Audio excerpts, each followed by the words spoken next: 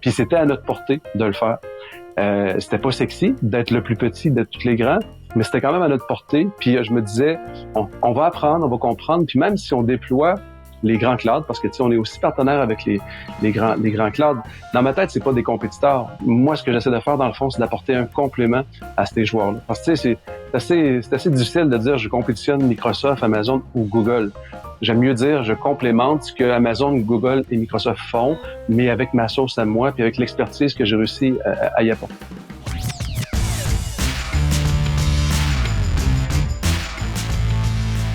Bienvenue à tous au nouvel épisode du podcast Hypercroissance et aujourd'hui, on a un invité totalement extraordinaire. On a Stéphane Garneau, président de Micrologique, qui est avec nous aujourd'hui. Je vous le dis, l'entretien que j'ai eu avec Stéphane a été un de ceux qui m'a fondamentalement marqué, je dirais, dans les derniers mois, pour plusieurs raisons que je vais vous expliquer aujourd'hui, que vous allez pouvoir découvrir dans l'enregistrement du jour. De un, Stéphane a acheté Micrologique vers la fin des années 2000, donc dans le coin des années 2009, où il a racheté l'organisation. Avant ça, il avait travaillé dans une grosse organisation qui était présente dans la province et il était directeur de la succursale de la ville de Québec.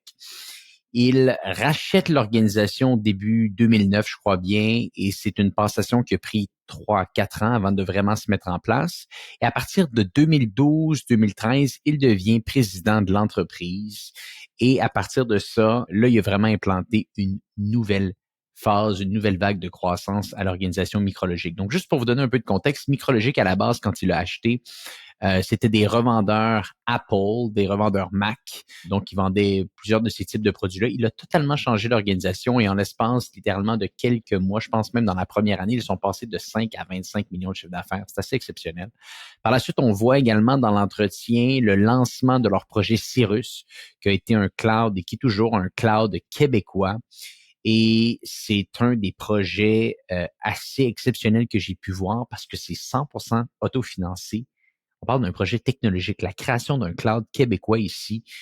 Et Stéphane, à l'intérieur de l'entretien, nous démontre à quel point qu'ils grandissent vite et que d'ici quelques années, ils vont atteindre 100 millions de chiffre d'affaires avec le projet Cirrus. Donc, c'est assez exceptionnel. On voit également la croissance des autres sphères de services à l'intérieur de Micrologique pendant l'entretien.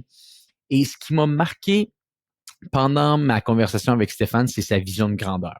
On voit pas ça très souvent au Québec, mais on voit vraiment un entrepreneur ici qui voit grand, qui a de l'ambition et qui veut changer le monde. Et il le dit ouvertement et on sent en l'écoutant que c'est vrai et qu'il a un plan très, très clair, un plan qui est capable de bien exprimer. Et vous allez le voir, c'est un leader assez inspirant. Donc, j'espère que comment vous allez apprécier l'entretien. Et je vous le demande encore une fois, avant de commencer le podcast d'aujourd'hui, si vous pouvez vous abonner, que ce soit sur YouTube en format vidéo, que ce soit à l'audio, sur Spotify ou Apple Podcast, ça change tout pour nous. Si vous pouvez simplement vous abonner et également peut-être nous donner un petit review, un petit 5 étoiles, ce serait très apprécié. Et sur ce, je vous dis bon épisode pour l'entretien avec Stéphane Garneau, président de Micrologique. Stéphane Garneau, vous êtes le président de l'entreprise Micrologique, une firme de TI qui a grandement évolué à travers les années pour maintenant devenir un des 3 plus gros joueurs canadiens dans la catégorie cloud via son projet Cirrus non donné à votre solution infonuagique. Micrologique, l'entreprise que tu as rachetée il y a maintenant 15 ans pour 70 000 $, a généré depuis ton rachat 1,3 milliard de dollars en revenus. Stéphane Garneau, merci beaucoup d'être sur le podcast Hypercroissance aujourd'hui. J'en ai quasiment des frissons quand tu le dis comme ça, Antoine. Je ne dis que la vérité. Je ne dis que la vérité, Stéphane. Et là, Stéphane, on va avoir un entretien totalement fascinant, toi et moi, aujourd'hui. J'écoutais des entretiens que tu as donnés. On a discuté également, toi et moi, ensemble. Tu as de la suite dans les idées, la croissance, ça te connaît, l'hypercroissance, ça te connaît. Mais avant qu'on parle de cette belle histoire, j'aimerais que tu nous parles plus concrètement qu'est-ce que Micrologique, parce que vous étiez un revendeur de Apple, de produits Apple à ton arrivée, vous êtes rendu une solution infonuagique. Peux-tu nous décrire, là, en quelques mots pour les gens qui nous écoutent, pour qu'ils soient capables de bien situer ton entreprise, qu'est-ce que vous faites au quotidien? Le début, effectivement, de Micrologique est un peu difficile à cerner par rapport à ce qu'on fait aujourd'hui. Moi, je compare souvent, tu sais, des fois, les entreprises vont acheter une coquille boursière, puis ils vont développer leur business à travers cette coquille-là. Euh, je dirais pas que Micrologique, c'était une coquille, mais quand je suis arrivé dans le contexte Micrologique, c'était clair pour moi que l'avenir de Micrologique passait pas par vendre des PC à monsieur, madame, tout le monde dans la rue. Il fallait qu'on ouvre un secteur de marché différent. Il fallait qu'on soit plus... Je voulais plus être dépendant du magasin. Je voulais vraiment parler en termes de région, en termes de marché. Je voulais avoir ça comme discours. Donc, on a fait un virage. On a cessé, dans le fond, les activités de vente d'équipements informatiques à monsieur, madame, tout le monde.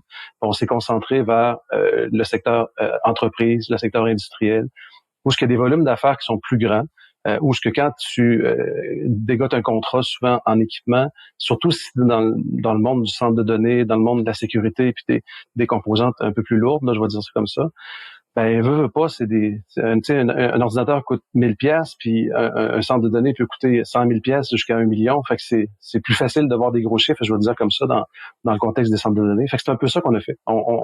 J'étais arrivé chez Micrologique dans le fond dans un contexte je vais l'appeler ça de redressement, parce que Micrologique c'est une business qui avait déjà une trentaine d'années. Le propriétaire fondateur, il voulait vendre sa business. Moi, j'arrivais en se disant, ben je vais te racheter ta business, mais pour identifier le bon prix, là, on gèle les actions aujourd'hui. Fait que c'est le fameux 70 000 $ que tu parlais tantôt. Puis 2-3 ans plus tard, je finalise la transaction. Puis là, la valorisation que je vais y avoir donnée, ça va être le chèque que je te fais. Donc ça, c'est le deal que j'avais fait au départ avec le fondateur. Fait que lui, le premier morceau, entre guillemets, ça y a pas fait de mal de vendre le 70 000 $ parce qu'il savait que l'autre portion que je rachetais, c'était suite à ma contribution initiale. Puis, tu sais, tu l'as vu dans les chiffres, ma contribution initiale a été instantanée. Là. Et aussitôt qu'on a fait le virage de on vend plus de PC à monsieur, madame, tout le monde, mais on se concentre au volet industriel, ça a explosé. Là. On a tombé à 25 millions excessivement rapidement. Puis la suite, on va en parler aujourd'hui de la suite. Et oui, et avant de parler de ce début, parce que c'est souvent là que je commence avec les podcasts, j'aimerais te poser une question un peu différente aujourd'hui, Stéphane, pour commencer. On est en février 2024, le 16. Tu as généré avec ton équipe, bien entendu, 1,3 milliard de revenus depuis que tu as repris l'organisation, un chiffre qui est assez impressionnant, plus de 200 millions de chiffre d'affaires à l'année, c'est exceptionnel. Est-ce que tu pensais te rendre un jour quand tu as racheté l'organisation? À ce point précis ici, je te dirais oui. Je vais le dire aujourd'hui, là, la réponse est oui, parce que c'était ça le plan. Le plan, c'était vraiment, c'était ça. Tu sais, je me rappelle là quand je rencontrais les investisseurs il y a 2 ans pour notre première ronde, je leur expliquais le plan, puis je leur montrais les fiches de notre projet 10 ans auparavant, puis il n'y a pas grand-chose qui a changé. Là. Fait que c'était ça le plan. De me rendre à 200 millions, c'est pas une surprise. D'avoir les équipes qu'on a, puis le secteur qu'on a, c'est pas une surprise. La surprise en cours de route, ça a été la découverte du cloud et la découverte du type de business là, d'abonnement, puis ce type de volet-là avec le client qui est un peu plus engagé, mais pour lesquels on en donne un peu plus aussi. Fait que ça a été une découverte et c'est ça qui est le game changer aujourd'hui. Fait que du moment du rachat à aujourd'hui, est-ce que je suis surpris? Non. Mais à partir d'aujourd'hui à demain, est-ce que je suis excité de par le potentiel que j'ai découvert dans les 10 dernières années? Et c'est fois 1000 ma réponse. Et on va en parler dans quelques minutes ensemble. Mais revenons en arrière. Parlons de ta carrière au début des années 2000. Tu as œuvré pendant 10 ans chez l'entreprise Microserve. Tu as été actionnaire de l'organisation. Tu étais en charge de la Ville de Québec et de d'autres départements également. Un mandat de redressement un petit peu que tu faisais dans l'entreprise. Parle-nous un petit peu de ça. Qu'est-ce que tu faisais spécifiquement chez Microserve et quelle expertise as-tu été capable de développer là-bas qui a pu t'aider par la suite avec ton entrée chez Micrologique? Ta question est très pertinente, puis tu vas comprendre c'est quoi le lien, puis pourquoi je suis pas surpris du 175 ou du 200 ou du 200 et quelques millions. C'est que Microserve était il y a 20 ans, 20 quelques années, était une shop Apple qui vendait à monsieur et madame au coin de la rue et qui voulait se diriger vers la vente aux entreprises, qui ont pris un virage, qui ont réussi. Puis quand je dis je faisais partie de l'aventure. J'étais à ce moment-là actionnaire minoritaire. Puis on a fait exactement dans le fond la même histoire que j'ai répétée chez Micrologique. Donc on adressait les clients de grande envergure, on adressait la business de grand volume avec une spécialisation centre de données, sécurité, tout ce qui est compliqué. Là. Si c'est facile, c'est pas notre game. Faut que ça soit compliqué pour qu'on le fasse, puis qu'on soit passionné par ça. Donc, c'est un peu ça. Puis, tu sais, le volet redressement, la business était en difficulté quand on était arrivé. Puis, on en a fait un succès, honnêtement, impressionnant. Puis, à un moment donné, j'ai vendu mes actions, puis on a eu... j'ai eu une opportunité d'acquisition là, justement de Micrologique. Puis là, j'avais le goût. Tu sais, quand tu le fais en tant qu'associé avec une équipe, puis que t'es minoritaire, il y a quand même un apprentissage que tu fais, il y a quand même une compréhension que tu fais. Puis à un moment donné, ça te tente juste de dire, ben, ça fait 10 ans là, que je ne vis que de redressement, puis que pas que de redressement, mais tu sais que j'ai mon bagage d'expérience a été fait en fonction de ça. Ben là, je pourrais l'appliquer une seconde fois. Fait que c'est un peu ça l'étape 1 de 2 là. Ouais. Et juste pour être certain de bien décortiquer, qu'est-ce qu'on veut dire par redressement ici dans l'environnement de Microsoft? Peut-être tu peux juste nous expliquer concrètement au quotidien à quoi ressemblait ton travail. Ben, tu sais, Microsoft, là, tout comme Micrologique, à un moment donné, sont arrivés au moment où ce que l'offre de service ou le catalogue qui était proposé était moins populaire ou était moins moins tendance. Donc, il fallait arriver puis créer un nouveau souffle, créer une nouvelle impulsion. Fait que dans mon vocabulaire de redressement, c'est par où on commence au niveau de la propulsion, puis c'est où qu'on commence pour faire un changement de structure. Fait que chez Microsoft, on l'a fait de cette façon-là. Tu sais, ça faisait partie aussi d'un grand réseau pan-canadien là, de différents partenaires. Puis ce qu'on avait fait avec succès chez Microsoft, ben, on était appelé aussi à aller aider les autres firmes qui se retrouvaient un peu dans cette situation-là. Fait que tu sais, je te dirais que mon bagage d'apprentissage, d'aller voir des firmes qui sont pas dans une inclinaison profonde et accentuée, mais plutôt en décroissance, c'est là que je suis bon. C'est dans ce contexte-là que j'arrive, puis que je suis capable de synthétiser c'est quoi qui fonctionne bien, ben on bâtit sur ce qui fonctionne bien. Puis ça, cette phrase-là, je la dis encore, j'avais un meeting avec mes employés ce matin, puis tu sais, des fois, on travaille pendant des mois, des années, on essaie des choses, puis il faut la faire, cette réflexion-là, de synthétiser c'est quoi qui fonctionne bien, puis on continue après. Là. Ben ça, c'est ma force, là, de la synthèse, de voir un peu de façon macro qu'est-ce qui se passe dans une organisation, puis de mettre le doigt sur ce qui fonctionne bien, puis de l'extraire, puis de partir, c'est un peu ça. Intéressant. Et bon, tu fais ton temps chez Microserve de 2000 à peu près 2009, et là, il y a un chasseur de tête qui t'approche pour prendre la relève de l'entreprise Micrologique. Le fondateur, Gaston Tivierge, cherchait des repreneurs à l'entreprise. Et là, c'est assez intéressant parce que tu rejoins l'entreprise en 2009 et finalement, tu deviens président en 2012. Il y a eu une transition de quelques années avec 3 autres actionnaires, si mes informations sont bonnes. Peut-être tu pourrais nous dire un peu le contexte à ce moment quand les personnes viennent vers toi et plutôt viennent vers vous pour reprendre l'entreprise. Comment qu'on vous expose le tout? Parce que ça me semble assez spécial de dire, on vous a encerclé pour reprendre l'organisation, mais ça sera pas tout de suite. J'aimerais peut-être que tu nous décortiques un petit peu la situation. Ben, écoute, à l'époque, là, le redressement d'entreprise, pas le redressement, mais le reprenariat était moins populaire.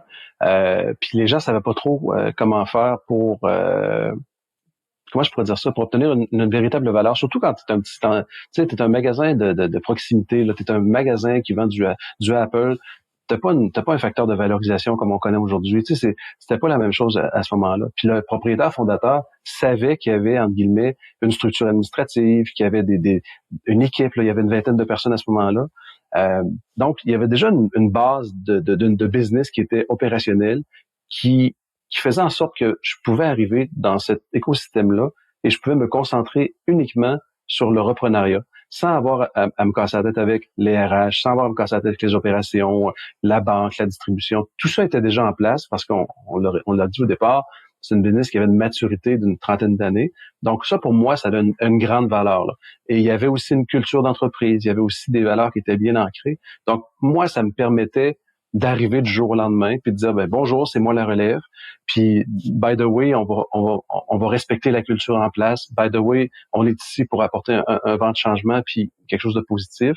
Puis si Gaston entre guillemets nous croyait ou nous faisait confiance, c'est parce qu'il nous connaissait aussi puis il avait vu ce que j'avais réussi à réaliser dans mes vies précédentes. Puis lui plutôt que de se dire je veux un gros chèque jour 1, ben il s'est dit je te fais confiance. Le jour 1, tu vas avoir la valeur au livre, mais quand on se rassoit dans 2 ou 3 ans, à ce moment-là, ce que tu vas avoir généré toi-même comme valorisation, ben toi, tu vas en profiter, puis moi, je vais en profiter. Moi, je m'en vais, tu rachètes l'ensemble des actions, puis tu pars ton propre projet. Fait que c'était ça, le deal de départ avec Gaston. Ça a super bien fonctionné pour lui. Malheureusement, je dois dire feu Gaston aujourd'hui parce qu'il est décédé. Mais ça a super bien fonctionné au niveau du reprenariat de l'entreprise. Puis, effectivement, de ne pas avoir à me casser la tête avec la mise en place de la structure et de pouvoir me concentrer sur le projet, finalement, de ne plus être un magasin, puis de se convertir en revendeur de produits et de solutions, vraiment style grande entreprise. Mais ça m'a permis de le faire. Puis, ça a marché, là. Je suis forcé de constater que ça fonctionne. Ben, les chiffres parlent d'eux-mêmes. Et dis-moi, tu as repris l'entreprise avec 3 partenaires. Est-ce que vous vous connaissiez à la base? Comment tout ça s'est mis en place? Non, en fait, Guy, un de mes collègues, Guy, qui était déjà chez Micrologique depuis, lui, une quinzaine d'années, qui était responsable de toute la pratique de livraison de services, et 2 autres collègues, Steve et Rodolphe, qui étaient avec moi de mon ancienne vie, puis on a toujours été ensemble là, dans les 20 dernières années. Fait que c'est les 3 qu'on s'est dit, bon, ben c'est le noyau là pour partir, entre guillemets, l'équation. Puis quand j'ai procédé à la transaction finale, dans le fond, avec Gaston, ben là, il arrivait à un moment donné l'opportunité pour Guy et Rodolphe que je puisse les racheter. Donc là, je suis devenu à ce moment-là 100% propriétaire, puis j'ai continué ma petite route comme ça, mais avec des collègues qui sont toujours là, Guy et Gaston. En fait, Guy, c'est mon bras droit dans Micrologique, et on se parle 94 fois par jour, il est encore excessivement présent, et Rodolphe aussi, donc ça n'a pas changé. La majorité, en fait, de mon équipe, je dis toujours, tu sais, pour moi qui le dis, là, mais on est la somme de qui on rencontre dans notre vie. Une bonne proportion, je dirais pas la grande, là, parce que là, on est rendu à tout près de 350, là, mais une bonne proportion de mes employés me suivent depuis 10, 15, 20 ans. Là. Tu sais, on est la même gang depuis toutes ces années-là qu'on évolue ensemble puis qu'on se suit. J'aime dire que c'est mon groupe avec qui on va prendre notre retraite ensemble. Tu sais, on a créé un noyau ensemble, là, puis c'est des gens d'exception. Là. Fait que c'est ça ma vraie richesse dans la vie, là, au niveau corporatif, là, c'est ce noyau-là qu'on a développé. Ouais. Quand la vision est grande, les gens aiment suivre et voir où est-ce que tout ça va pouvoir nous mener. Bon, parlons un petit peu de la reprise. L'organisation fait 5 millions à ton arrivée. Vous vendez. Vous êtes des revendeurs Apple, comme tu l'as si bien mentionné. Et là, nous étions, année 1, vous étiez plutôt. Exact. Et l'année 1, vous amenez de 5 à 25 millions. Donc là, il y a des gens qui nous écoutent aujourd'hui qui aimeraient amener leur organisation de 5 à 25 millions de revenus en l'espace d'1 an. Qu'est-ce que vous avez mis en place? J'imagine qu'il y a eu des mécanismes, des choses qui ont été mises en place qui vous ont amené à pouvoir atteindre ces résultats. Je dirais, quand tu sais, j'écoute souvent tes podcasts, Antoine, puis c'est souvent la même histoire. Quand tu commences au départ, ben, tu ouvres la gratte très, très large, puis tu essaies de ramasser à peu près tout ce qui passe pour te faire un fond. Là, je le dis de façon vulgaire, mais c'est vraiment ça. Là. Autrement dit, tu sais, à l'époque, je disais, si ça se branche dans le mur, qu'on peut appeler ça de l'informatique, on le vend, puis on l'installe. Tu sais, c'était aussi c'était aussi brut que ça. Là. Donc, on vendait à peu près n'importe quoi, à peu près à n'importe qui voulait bien en acheter. Puis, on avait quand même une force, là, tu sais, j'étais connu dans le marché, j'avais une réputation, puis moi-même, je faisais des chiffres qui étaient énormes. Là. Toute ma carrière, j'ai fait des chiffres énormes. C'est pour ça que je te disais en préambule, c'est pas une surprise pour moi parce que j'ai toujours navigué dans ces eaux-là et dans ce genre de volume-là. Donc, ce potentiel-là que j'avais, j'ai essayé de le prendre, qui moi était tout seul, puis de le faire un agent multiplicateur en donnant ma recette, dans le fond, aux gens qui m'entouraient. Tu sais, je le dis souvent à la blague, si j'étais resté tout seul, dans toute ma carrière, j'aurais peut-être vendu 200 millions, mais en me mettant avec mon équipe, c'est 1,3 milliard et plus. Fait que, tu sais, moi, l'effet multiplicateur de ce qui fonctionne bien, j'adhère beaucoup à cette... Donc, c'est ce qui est arrivé. On a ouvert la gratte un peu grand. On est allé chercher des parts de marché, essentiellement dans le secteur public et dans la grande entreprise, et ça a bien fonctionné. On a réussi après ça à faire un peu de ménage, puis à synthétiser c'est quoi que la clientèle avait de besoin, puis un peu plus chercher à nous distinguer, puis un peu plus chercher à trouver un modèle d'affaires, dans le fond, qui était expandable. Dans le fond, si tu fais du généraliste, si tu fais du volet généraliste tout le temps, puis tu recommences toujours à zéro à chaque mandat ou à chaque client, c'est difficile d'être en mode scale, puis c'est difficile d'exporter ton savoir et ton expertise. Par contre, si tu répètes la même histoire toujours, si tu revends toujours les mêmes solutions, les produits, ben tu deviens nécessairement meilleur avec ces solutions et ces produits-là, et tu deviens meilleur à les déployer parce que tu les fais pas juste une fois de temps en temps, mais tu les fais tout le temps. Fait que ça, c'est quelque chose que je crois beaucoup. J'aime pas dire tu peux venir chez nous puis on te vend de tout. J'aime dire tu viens chez nous puis ce qu'on a choisi nous comme technologie, ben on le maîtrise totalement puis on le déploie tout le temps les mêmes technologies. Fait que ça l'a fait un gros différenciateur dans le marché, honnêtement. J'étais une des premières shops là à oser fermer son robinet de solutions puis vraiment être un peu plus focus. Fait au départ, la gratte très large, on ramasse à peu près de tout. On se rend compte en ramassant à peu près de tout, qu'est-ce qu'on aime, qu'est-ce qu'on n'aime pas, dans quoi on est bon, dans quoi on l'est moins. Puis année après année, on focus, puis année après année, chaque élément dans lequel on était bon, on devenait encore meilleur. Puis c'est ça en fait notre histoire, là, c'est de faire des essais de marché ou des essais de produits ou des essais.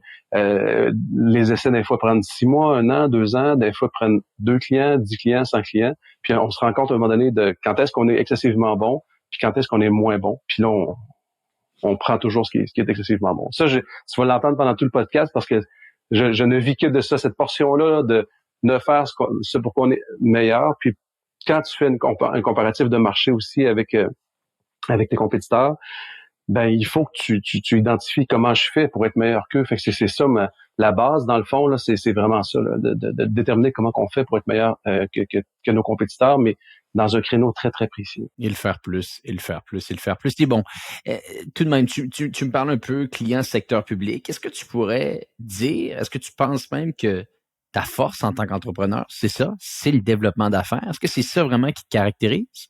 C'était pour dire oui et non.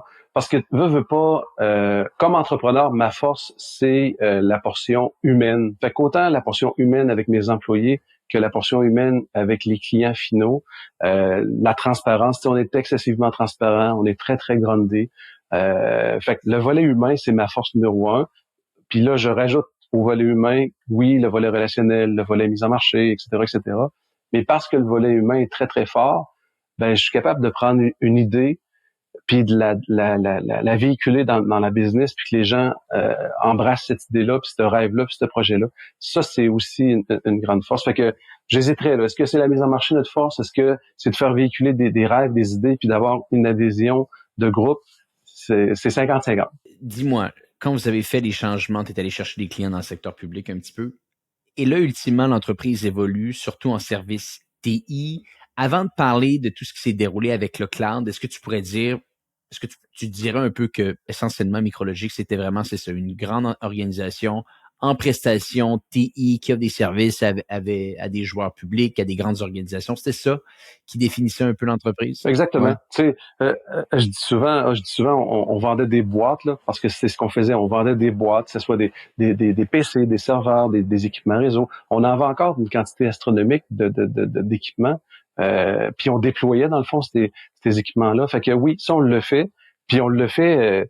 Tu sais, on en parle comme si c'était du passé, là, mais c'est encore ça. Une grosse part de notre business, ça existe encore aujourd'hui. Et on est devenu un des 10 plus grands partenaires canadiens dans ce créneau-là très précis. Fait que, tu sais, aujourd'hui, là, même si je parle beaucoup du cloud, puis même si je parle beaucoup de l'avenir, dans le secteur qui nous préoccupe par rapport au volet revendeur des TI, puis la compréhension de qu'est-ce qui se passe chez un client au niveau des technologies, qu'est-ce qui se passe chez un client au niveau de la protection des données, au niveau des serveurs, de la sécurité, c'était de là qu'on partait là. C'était ça notre cœur d'affaires. Puis on le faisait à grand volume, donc pour les grands ministères, pour les grandes entreprises, pour les grands, la plus grande PME. Donc c'était ça initialement. Le deuxième pivot, on pourrait dire, parce que le premier pivot, ça a été d'arrêter de vendre des ordinateurs à monsieur, madame, tout le monde, de se concentrer davantage sur le volet commercial. Le deuxième grand pivot par la suite s'est déroulé en 2014, quand vous avez lancé officiellement votre projet Cirrus. Donc, tu as vu l'ascension qui se déroulait dans le volet cloud. Les grosses entreprises américaines prenaient des parts de marché. Ça a pris du temps avant que des gens comprennent ce que Amazon est en train de faire, mais quand les gens ont compris, les grandes entreprises se sont mêlées à ce jeu-là. Et vous êtes venus vous intégrer à tout ça. Et ce projet-là a été bâti parce que tu as réinvesti littéralement tous tes profits année après année pour bâtir cette solution-là. J'aimerais qu'on parle un petit peu de la genèse du projet Cyrus, que tu nous parles de comment tu avais cette vision à l'époque, comment ça s'est mis en place, et par la suite, on parlera également de l'évolution. Projet Cyrus, le cloud, tu sais, ça faisait 2, 3, 4 ans que j'allais à tous les congrès des principaux manufacturiers dans notre domaine. Et tu sais, on a 3, 4, 5 ans à peu près de retard technologique là sur ce qui se passe au niveau par rapport au niveau américain. Fait que quand tu vas dans ces congrès-là, tu vois souvent la tendance là deux, trois coups en avant de ce qui va se passer ici. Puis là, je voyais que la tendance forte qui s'en venait, c'était vraiment l'informatique par abonnement. C'était vraiment de venir consommer une solution plutôt que de déployer la solution chez le client directement. Donc ça, c'était ce que je voyais, puis en toute transparence, je comprenais pas la valeur pour un client. Je trouvais donc que ça coûterait trop cher, je trouvais donc que ce serait pas sécuritaire, je trouverais donc que les équipes perdraient le contrôle sur leur TI. En fait, je trouvais plein de défauts à travers tout ça, puis je ne comprenais pas le hype. J'arrivais pas à le comprendre. Puis à un moment donné, quand tu vas année après année, puis que tu vois que le marché s'en va là et que le client adhère et que tu ne comprends pas, ben là, tu te revires de bord puis tu dis à ton équipe, est-ce que vous pourriez comprendre ce que je comprends pas? Est-ce que vous pourriez gratter un peu puis aller au fond des choses? Puis là, mes équipes, à l'époque, se sont mis à dire, ben, on pourrait en fabriquer un petit cloud. Tu sais, on pourrait s'installer une coupe de serveurs dans un centre de données, une coupe de boîtes de stockage. Puis, écoute, à l'époque, là, je pense que la version 1 de Projet Cyrus, là, c'était 300-400 000. Là, c'était ça, là, la première acquisition qu'on a faite. Puis là, les technologues se sont mis à jouer là-dedans. C'est pour ça qu'on l'a appelé Projet Cyrus. Là, pour nous, c'était vraiment un projet de compréhension. On voulait comprendre, premièrement, c'était quoi la valeur pour un client. Puis on voulait comprendre aussi qu'est-ce qui se faisait de bien, puis y a-t-il une place pour nous, là? Puis quand je dis y a-t-il une place pour nous, c'est y a-t-il place à l'amélioration dans ce qui se fait dans le marché. Euh, puis c'est comme ça que le projet Cyrus est arrivé. Puis là, quand tu commences à travailler dans ce projet-là, puis que tu sais ta business elle roule à plein régime, là, on s'entend là, on était dans ces années-là, on avait franchi le 100 millions, je pense, probablement pas loin. Tu sais, c'était la pédale au gaz était dans le fond. J'étais rendu à 30 représentants, si c'est pas 40. Ça roulait là, c'était full volume qu'on faisait là. Je te donne un exemple là, dans la santé, on pouvait vendre 50, 60 000 ordinateurs par année là. C'était huge là. Oui, c'est quand je te parle de volume là, puis de grande entreprise, c'est des énormes volumes, puis c'est des grands dossiers, puis des grands projets. Donc, je revenais tout le temps de ces congrès américains-là. Puis là, je demandais à ma gang, il se passe quoi, puis comment on fait ça. Puis finalement, ma gang ont réussi à trouver. Ils ont réussi à trouver que ça se faisait. Ils ont réussi à trouver que le marché, de la manière qui est fait, t'as pas besoin de dépenser des milliards et des milliards en R&D pour bâtir un cloud parce que la majorité des technologies sont ouvertes, la majorité des technologies sont accessibles et disponibles, puis c'était à notre portée de le faire. C'était pas sexy d'être le plus petit de tous les grands, mais c'était quand même à notre portée. Puis je me disais, on va apprendre, on va comprendre, puis même si on déploie les grands clouds, parce que tu sais, on est aussi partenaire avec les grands clouds. Dans ma tête, c'est pas des compétiteurs. Moi, ce que j'essaie de faire, dans le fond, c'est d'apporter un complément à ces joueurs-là. Parce que tu sais, c'est assez difficile de dire je compétitionne Microsoft, Amazon ou Google. J'aime mieux dire je complémente ce que Amazon, Google et Microsoft font, mais avec ma sauce à moi, puis avec l'expertise que j'ai réussi à y apporter. Donc, c'est un peu ça qu'on cherchait. Puis, tu sais, quand je dis on cherchait, là, on cherchait vraiment. Puis là, déploie une solution, on en déploie une autre. On le disait très ouvertement aux clients, c'est un projet actuellement. Et ce projet-là, ben, toi, monsieur le client, tu vas faire partie, dans le fond, de l'évolution de ce projet-là. Fait que il va y avoir un avantage pour les deux parties. Fait que ça, on a fait ça énormément.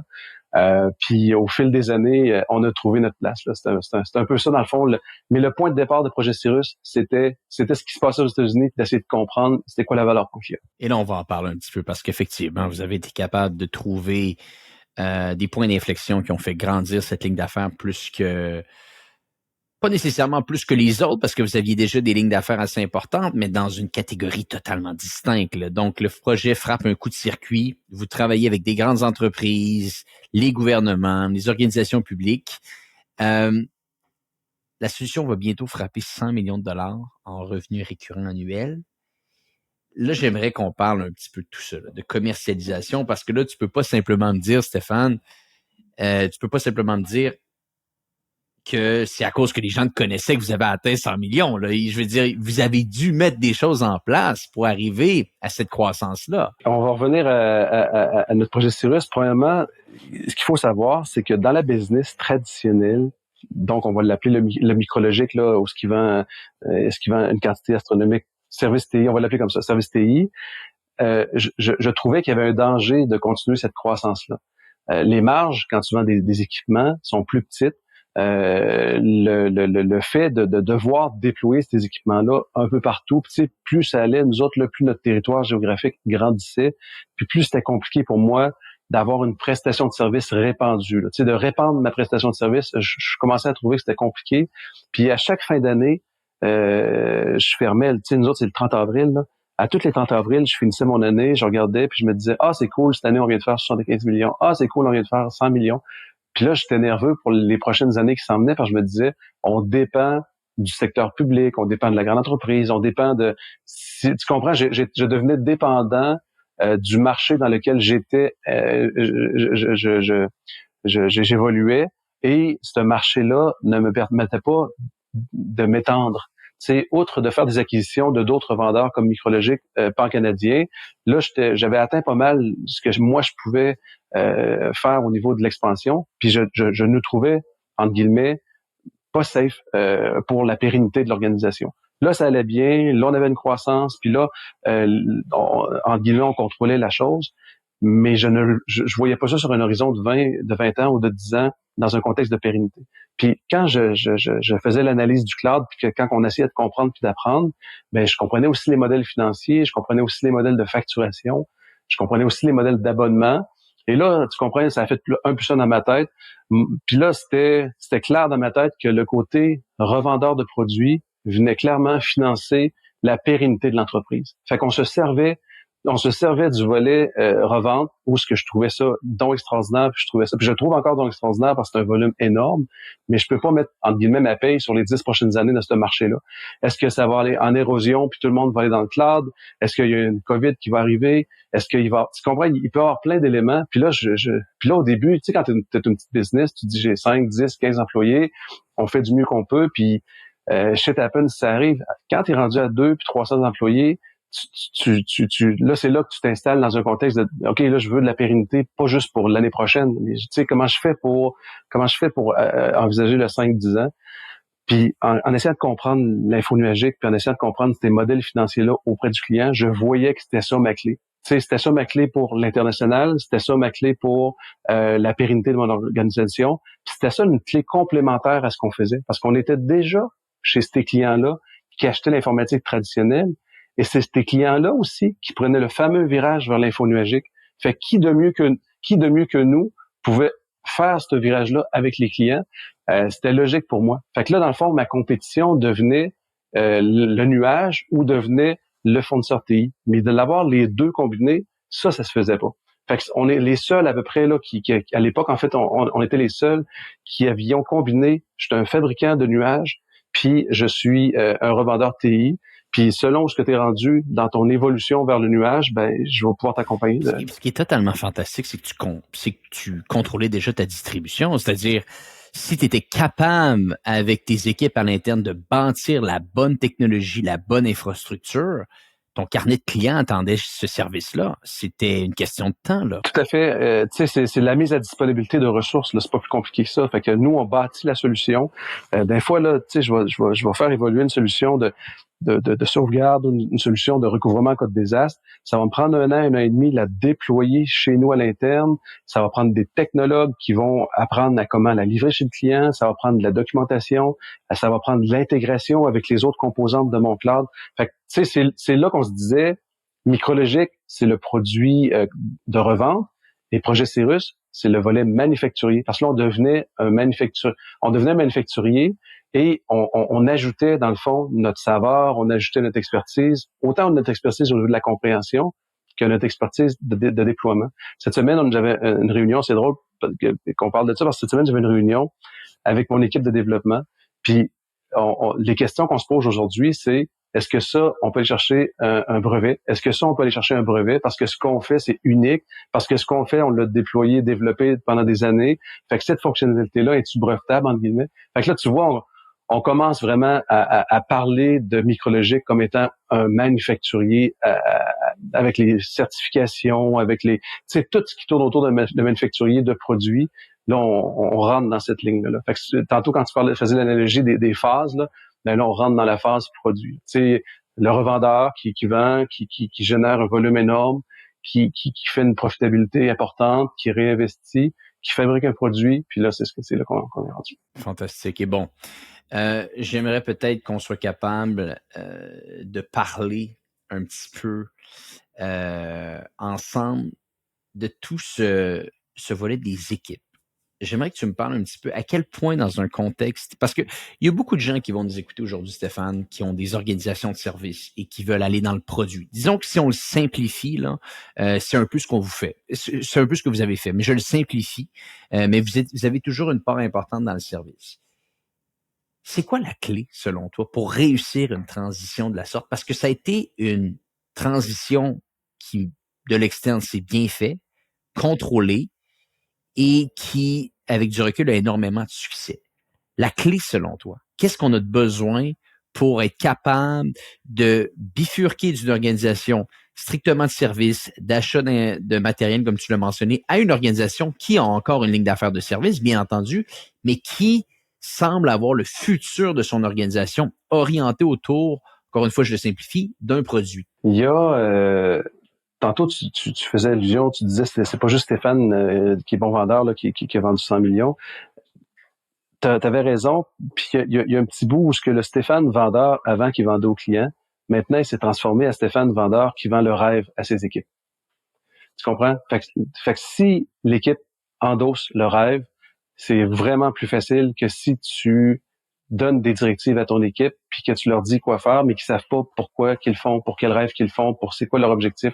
Puis tu sais, chez nous, là, la notion de passer du produit vers le cloud, c'est notre pérennité qu'on joue. Tu comprends? Les gens de Micrologique qui aiment l'entreprise, qui tripent sur la vibe, qui tripent sur les collègues, qui trouvent qu'on a un noyau de compétences et d'expertise incroyable, fait qui veulent, dans le fond, faire carrière chez nous, sont contents, eux autres, de savoir que je suis en train de préparer le prochain coup, puis que je suis en train de jouer la pérennité de l'entreprise de façon positive. Alors, il y a une adhésion qui se fait à ce moment-là. Puis les gens savent aussi que je suis pas en train de sacrifier un pour passer à l'autre, mais j'ai besoin de un pour aller chercher l'autre et ensemble. Et ensuite de ça, c'est ces deux éléments-là qui vont faire notre force. Je pense que plus tu l'expliques de façon transparente à tes gens, plus tu le mets en chiffres, en images, en paroles, et de façon répétée, ben plus les gens embarquent. C'est pas facile, Antoine, c'est vraiment là la clé, là, c'est que quand tu commences à vouloir le partager, tu te rends compte que de partager un produit, un rêve, une solution, ça va. Mais si tu essaies de partager 2, 3 rêves, 5, 6 rêves, 10, 12 rêves, 14 solutions, 22 produits, là, ça va pas.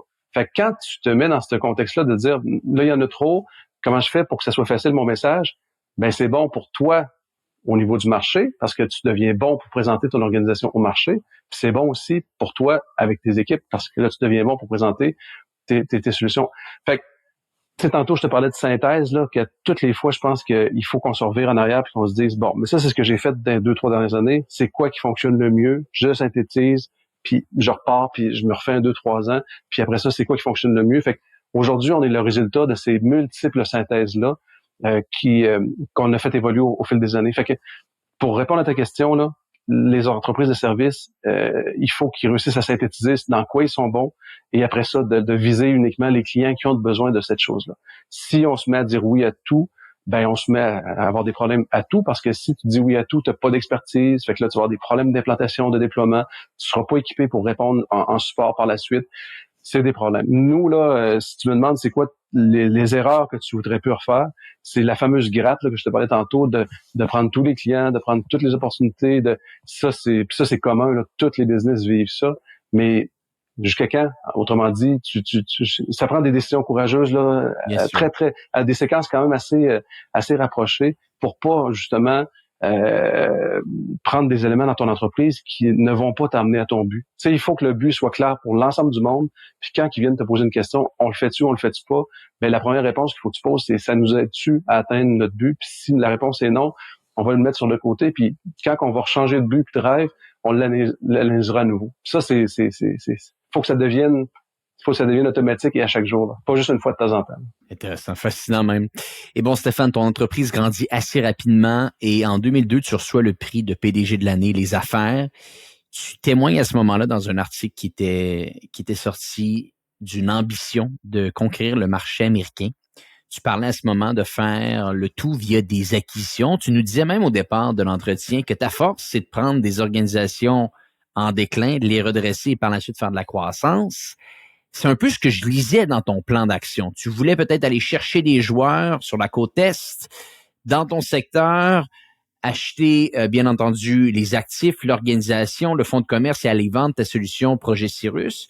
Est-ce que ce plan est toujours d'actualité et est-ce que ça a fonctionné jusqu'à maintenant? C'est une bonne question. La notion pour moi d'étendre notre prestation, c'est tout le temps dans le contexte comment je fais de façon réaliste pour répéter ce qui fonctionne bien ici. Fait que dans le secteur du cloud, c'est plutôt, je vais l'appeler facile, dans le sens où ce que tu déploies des centres de données, tu déploies des équipes, puis les clients, ils sont toujours proches, dans le fond, de tes centres de données. Il faut que, tu sais, le fournisseur infonuagique, là, il faut que tu sois pas trop loin de ton centre de données. Donc, Québec, Montréal, Toronto, l'Ouest canadien, tu sais, fait que pour nous, là, c'est visuel, ça se fait, tu as des centres de données, tu mets les équipements, tu mets les équipes. C'était facile pour moi de l'expliquer, puis c'était facile pour moi de le figurer. Mais quand on sortait des frontières, je me disais, là, c'est plus nous, là, c'est plus notre territoire, c'est un marché qu'on connaît moins. Fait que ça va nécessairement passer par des acquisitions, d'autres revendeurs qui ressemblent possiblement à Micrologique et que dans lesquels on va insuffler un peu la même gouvernance, la même stratégie d'attaque, etc., etc. Donc ça, c'était pour moi la seule façon ou la façon que j'avais trouvée pour l'international. Et depuis le temps, comme je dis souvent aux gens, ChatGPT est arrivé et ChatGPT nous a donné à nous une opportunité de bonifier notre offre infonuagique avec l'intelligence artificielle. Donc, on s'est ramassé chez NVIDIA en Californie pour leur expliquer que on avait réussi à bâtir le cloud souverain pan-canadien et que là, on voyait le potentiel de marché pour l'intelligence artificielle arriver et que nous, on était en train de se chercher une façon d'étendre notre offre de service à l'international. Donc, le mariage de NVIDIA et de Micrologique pour le volet d'intelligence artificielle est arrivé avec cette réponse-là de comment exporter notre prestation de service à l'international. Ben, ça va être les gens, dans le fond, qui vont venir consommer le traitement de l'intelligence artificielle chez nous dans une installation et qui vont, par le fait même, utiliser l'ensemble de la suite des services de Projet Cyrus. Fait que c'est un peu... je t'ai fait un grand détour, là, mais c'était pour t'expliquer un peu, pour nous, le volet scale à l'international va se faire de quelle façon. Ben, merci à ChatGPT. Donc, l'intelligence artificielle vient changer un petit peu. Oui, ça l'a complètement changé, tout à fait. Plus facile, honnêtement. Tu sais, comme je dis souvent à des gens, là, on commence à déployer nos premières solutions de NVIDIA, puis on n'a même pas enlevé les boîtes encore, puis on reçoit déjà des appels. Là. Fait que le marché est sur un hype en ce moment sans précédent. Tout le monde à travers le monde, dans les entreprises, cherche à faire du learning de leur business ou de leur processus ou de leur n'importe quoi, mais ils cherchent à faire du learning et ils ont besoin de processing power, ils ont besoin. Fait que c'est la course au processeur actuellement. Et il fallait être là, il fallait avoir le capital aussi parce que ça prend énormément de capital pour bâtir ces fermes-là de serveurs. Tu sais, les gens réalisent pas, mais quand on dit qu'on a bâti un cloud, on n'oublie pas ce que tu as dit en introduction.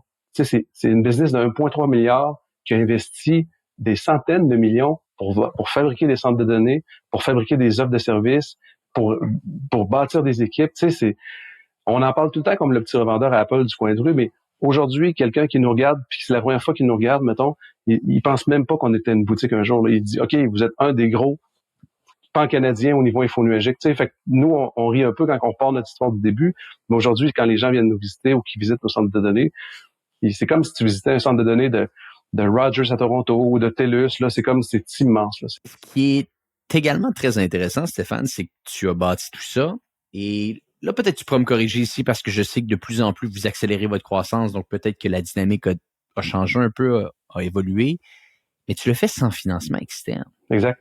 si je me trompe pas, tu es seul actionnaire de l'organisation aujourd'hui. Tu me confirmes? Moi, je confirme que je suis seul et je confirme qu'il n'y a pas d'équité pour personne. Donc, oui, je suis seul. Tu sais, quand tu fais une business qui est rentable et qui est profitable, tu gères toi-même ton cash flow. Tu sais, si tu as de la liquidité et tu as du cash flow, moi, dans mon cas, j'ai décidé de le réinvestir de façon intégrale et de l'utiliser pour nos opérations de façon intégrale. Mais tu sais, j'ai jamais eu de besoin de me diluer. Fait que tu sais, je dis pas que c'est bon ou que c'est pas bon de se Pourquoi le diluer ou de pas faire, se bien diluer. sûr? C'est ça, tu sais, l'objectif, je pense, c'est de prendre le bon véhicule financier au moment où tu en as besoin. Donc, j'en avais pas eu de besoin jusqu'à tout récemment. Et là, comme on disait tantôt, 100 millions de revenus récurrents, c'est 300 millions de ventes de contrats infonuagiques, c'est beaucoup de volume. Fait que là, notre propre liquidité était pas suffisante. Fait que là, ça me prenait une injection de part des investisseurs. On l'a fait en dette, l'injection, parce que tu vas sûrement me poser la question pourquoi? Parce que je n'étais pas obligé d'aller en équité, premièrement. Et Ben, deuxièmement, c'est moins dispendieux de la dette que de l'équité rendu là. c'est ça. Et non seulement ça, mais le cloud était déjà construit. Nos contrats étaient déjà là. On était rendu dans la phase de j'ai besoin d'oxygène pour livrer mes mandats.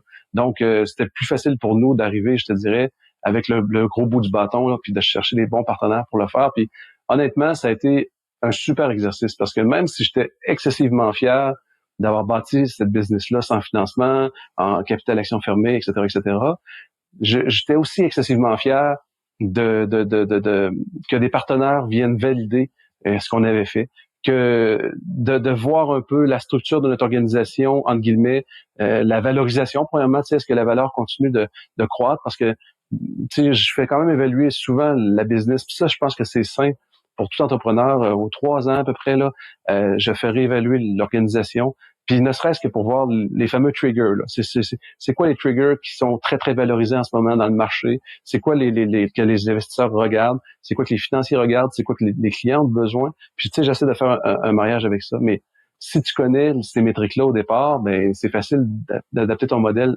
pour ces métriques-là. Puis, fait que c'est ça. Là, on a bâti un projet de 150 millions de croissance. On est allé chercher la première tranche en dette. Je sais pas encore ce qui va se passer pour les deuxième et troisième tranches. Je sais même pas, en fait, si je vais avoir besoin de la deuxième et troisième tranche, parce que là, ça va vraiment encore excessivement bien.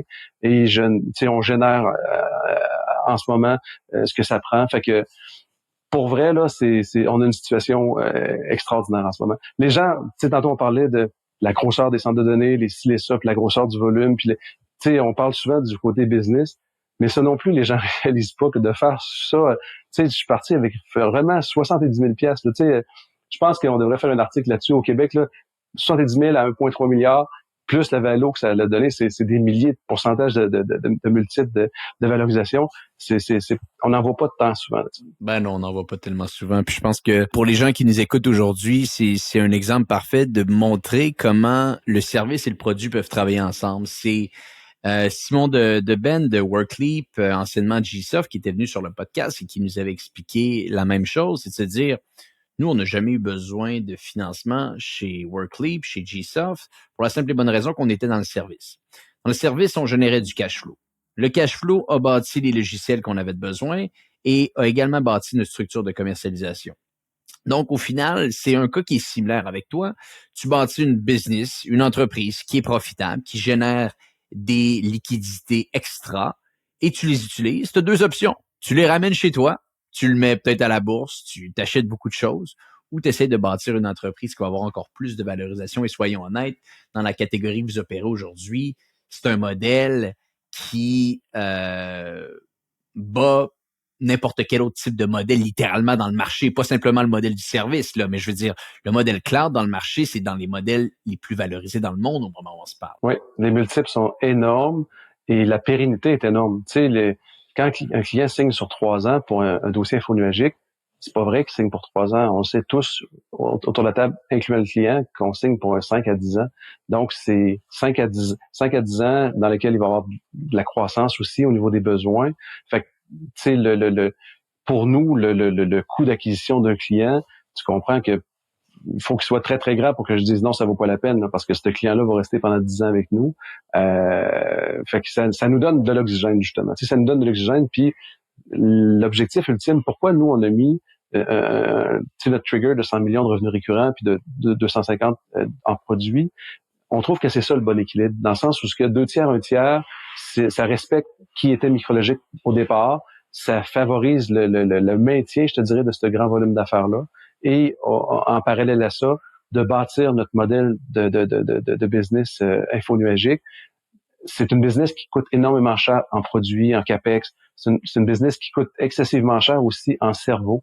Tu sais, chez nous, là, tu sais, je le dis souvent, c'est des banques qui viennent déposer leurs données chez nous. C'est les plus grands ministères et organismes, c'est la santé, c'est des données excessivement sensibles qui sont sur nos équipements. Donc, ça me prend des génies pour bâtir ces clouds-là. C'est des gens d'exception qu'on a. Je te le dis, Antoine, ces gens qu'on a là sont capables de faire le prochain Twitter, sont capables de faire le prochain Amazon. Ils ont juste besoin d'oxygène financier. Donc, moi, quand je vois le 100 millions de revenus récurrents s'en venir, ce que je vois, c'est pas, je vais cacher à ce moment-là. Je vois encore, je vais avoir de l'oxygène pour permettre à mes développeurs, pour permettre à mes équipes de faire quelque chose encore plus impressionnant.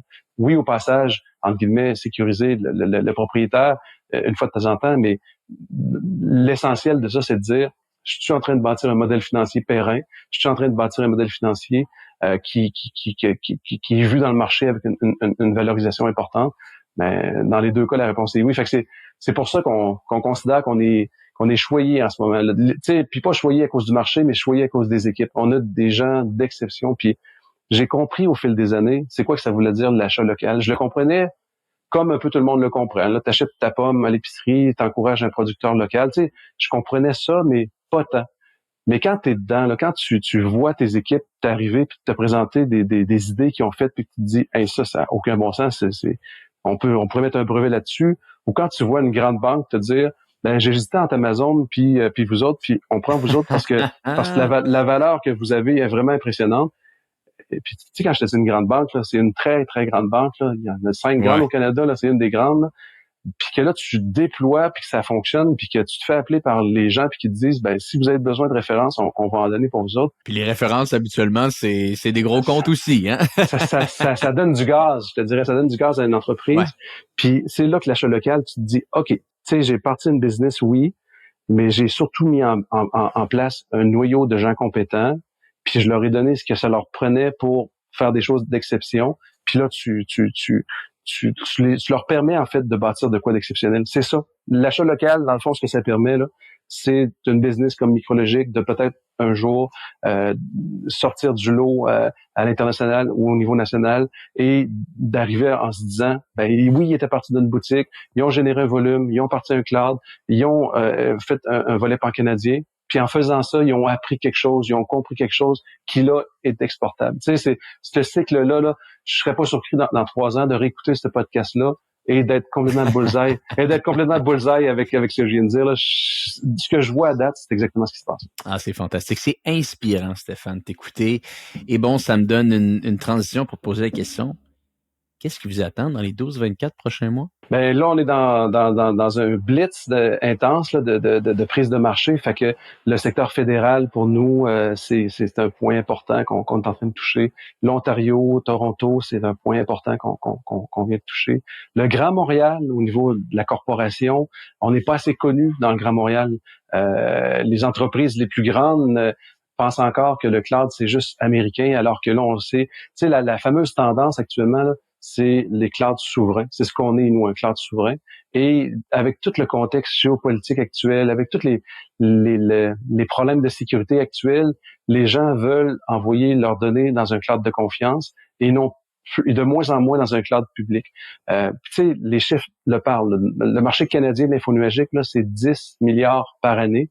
De ces 10 milliards-là, il y en a 75% qui vont être au grand cloud, mais il y a 25% qui est au cloud souverain, au cloud locaux ou au cloud alternatif. Aux États-Unis, 25%, tu vas dire, ils sont 300 partenaires qui se partagent ce fameux 25%-là. Mais au Canada, on est très, très peu. En fait, à peu près inexistant. Fait que pour moi, là, le marché potentiel pan-canadien, il est immense. Fait que pour les 12, 24, 36 mois, ce qu'on fait, c'est vraiment partir à la conquête de ce marché pan-canadien-là des clouds souverains et continuer en fait à faire vivre le côté produit de Micrologique et le côté revendeur TI de Micrologique en symbiose pour faire partie de cette journey-là que les clients font aussi en simultané. Puis continuer aussi à trouver notre magic secret. Là. Il y a quelque chose tout le temps. Tu sais, quand un client te rencontre, là, c'est quoi tu fais dans la vie? Bon, ça c'est beau, j'ai compris maintenant comment te catégoriser. Puis qu'est-ce que tu fais de mieux que les autres? Fait que moi, c'est qu'est-ce que tu fais de mieux que les autres là, qui est très important. Puis comment faire pour répéter cette histoire-là. Tu sais, tantôt quand tu disais qu'est-ce que les gens qui font du service devraient répéter, c'est la répétition. Il faut que l'offre de service soit standardisée, soit répétable, soit le plus souvent fait possible. Hein, Absolument, Exactement. absolument. C'est ça, mon secret à moi dans ce créneau-là du service, ça a été ça. Sinon, c'est vraiment difficile. Puis sinon, tu peux pas recommencer à zéro à chaque fois là. C'est difficile de recommencer à zéro. C'est difficile. On se donne plus d'ouvrages. Puis tu sais, c'est pas compliqué là. On en a de l'ouvrage là, nous autres. On en a beaucoup. Fait que j'ai pas besoin de mettre des énergies corporatives, autant financières que humaines, dans quelque chose qui est compliqué. Puis tu sais, on veut que ça soit sa coche, puis on veut que ça soit droit puis répétable. Fait que ça va être ça les 24 prochains mois, puis les 12 prochains mois. Ouais, ben écoute, je pense que vous allez avoir beaucoup de pain sur la planche. Et dis-moi, des petites questions personnelles pour toi avant de terminer. Oui. J'aime toujours savoir ce que mes invités lisent. Avec tout ce que tu as accompli, j'imagine que tu l'as trouvé quelque part, cette inspiration-là. Quel livre a marqué ton imaginaire? Ben, j'ai 2 éléments à dire là-dessus. Le premier élément, c'est que j'adore les livres de business, mais je suis aussi une personne hyper stimulée. Fait que quand je coupe les livres là, à 7-8 heures, là, il faut que je lise autre chose que sur les affaires ou que sur la business, sinon je suis hyper stimulé. Fait que là, tu sais, je suis dans les Ken Follett, là, les piliers, puis je suis en train de me taper ça. Fait que la romance beaucoup, je vais dire ça à partir de 8 heures. Sinon dans les heures normales, le Good to Great, c'est le dernier que j'ai lu, Jack Canfield, tu sais, très technique, mais très, tu sais, Good to Great, là, c'est un livre que j'avais lu à l'époque, que j'ai relu dans le temps des fêtes, puis que je vois l'application de ces méthodes-là qui sont très, très simples à expliquer à tes équipes, puis qui sont tellement... Ils te servent en fait d'appui pour dire à ton équipe, ce que je suis en train de faire, là, c'est basé sur une recherche qui a été faite sur tant d'organisations. Fait que c'est ce genre de bouquin-là qui m'inspire. Podcast, est-ce que tu en écoutes un peu? J'écoute le tien. J'en écoute beaucoup des podcasts, honnêtement. J'aime la liberté que les podcasts procurent. Tu sais, l'espèce de filtre journalistique qui est un peu retiré, puis que là, on entend plus la personne, l'humain, qui parle pas juste de sa business avec son offre de service, mais qui parle de lui. J'aime beaucoup cette façon de faire là. J'ai pas fait beaucoup de podcasts comme invité, honnêtement, mais j'adore la formule des podcasts. Est-ce qu'il y en a certains, tu as mentionné Hypercroissance, on va le prendre comme un compliment. Est-ce qu'il y en a d'autres qui a marqué ton attention, que tu pourrais partager avec nos auditeurs? Non, je suis un furteur de podcasts. Fait que j'en écoute plusieurs là. Tu sais, la petite cloche là, moi je pèse souvent cette petite cloche. Tu sais, je fais beaucoup de navigation aussi. Un de mes hobbies, moi, c'est de la navigation. Fait que j'écoute beaucoup des podcasts. Hein. J'adore les voyages les voyages. En fait, j'adore voyager, mais sur l'eau. Donc, je regarde beaucoup des histoires de familles qui partent là, puis qui partent à l'aventure en voyage. J'adore ça. Et je terminerai la routine du président, à quoi elle ressemble, le matin, le midi, le soir. Est-ce qu'il y a des blocs spécifiques pour certains projets spécifiques également? Je serais curieux de t'entendre. Oui, je travaille en time block. Encore une fois, ça m'aide là. Quand tu es hyper stimulé, il faut que tu centralises tes bébelles. Là. Fait que je commence très tôt le matin. Je travaille sur mon tapis roulant du matin au soir. Je marche là, tout le temps. Sauf là, en ce moment, je suis en podcast, mais je marche tout le temps. Même quand je suis en réunion avec les clients, même le télétravail, pour moi, je l'ai trouvé difficile là, de m'adapter à cet environnement-là.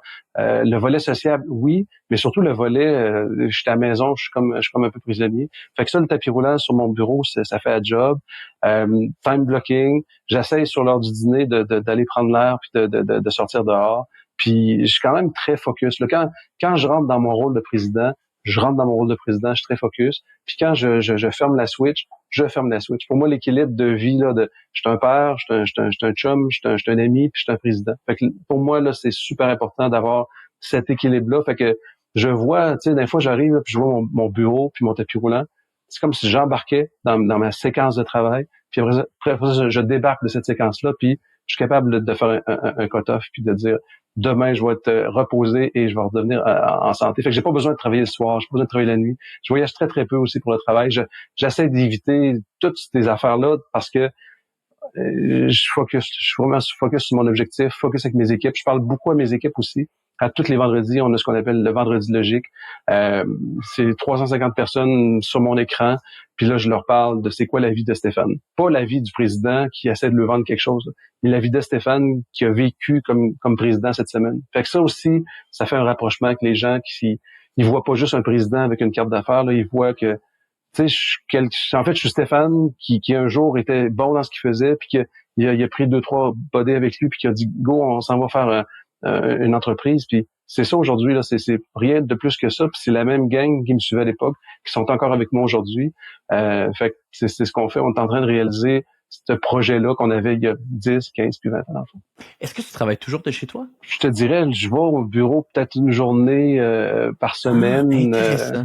Maximum une journée par semaine. Ouais, la majorité de mes entrevues maintenant, puis la majorité de mes réunions sont debout sur mon tapis roulant puis à distance. Je trouve ça fascinant, vraiment fascinant, Stéphane. Ton histoire est vraiment inspirante. J'espère que les gens qui nous écoutent aujourd'hui vont partager ce que j'ai vécu, ce que j'ai senti aujourd'hui, et j'en suis convaincu. Si on va en apprendre plus sur vous, si vous avez des postes ouverts, si on va en savoir plus sur vos services, sur le projet Cyrus, meilleur endroit pour vous rejoindre? Micrologique.ca ou LinkedIn. Stéphane, j'étais assez actif sur LinkedIn, donc les deux endroits sans problème. Puis je parle aussi en passant, tu sais, souvent les gens me disent t'es le président, tu vas être très occupé. Ben non, je parle encore aux clients, je suis encore direct sur le. Pour moi, c'est très, très, très important d'écouter avec mes oreilles c'est quoi que le client est en train de dire en ce moment pour savoir comment j'oriente mon organisation. Ça, c'est très, très important d'être connecté là, sur ce qui se passe. Fantastique. Ben écoute, on mettra des liens dans les notes de l'épisode. Stéphane Garneau, merci infiniment d'avoir été avec nous aujourd'hui. Ça a été un entretien totalement inspirant. Un vendredi comme ça termine bien ma semaine. Je te remercie. Et pour les gens qui nous écoutent, on se dit à bientôt pour un prochain épisode de Hypercroissance.